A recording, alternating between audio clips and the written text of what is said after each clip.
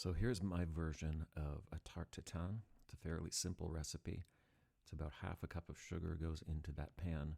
You want to make sure you can use a pan that you can pop into the oven because we're going to be doing that later. And you just melt that sugar down until it's a caramel.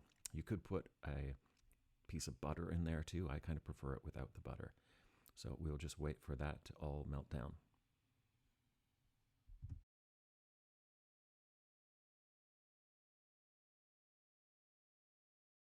And so you can see that the sugar has dissolved. It's just starting to lightly to color.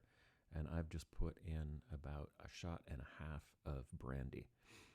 And we'll just let that turn into more of a syrup and toss the apples in. And we'll let the apples cook down just a little bit.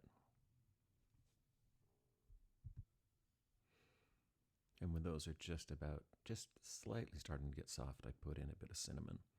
And this is not classic, but I love it. I just put in some frozen blueberries, and it gives it a pretty incredible color when it's done.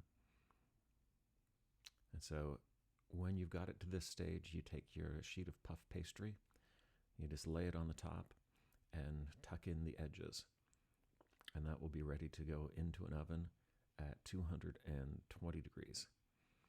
So coming out of the oven, it looks like this. It's nicely browned up. And here's the tricky part. You need to get a plate, put a plate over that frying pan, and then flip the whole thing upside down. So I got my plate. I like to put a tea towel or something over the plate because I'm always afraid that the hot caramelized sugar is going to run out onto my hand.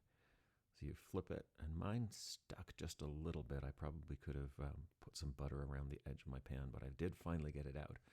And that is what it looks like.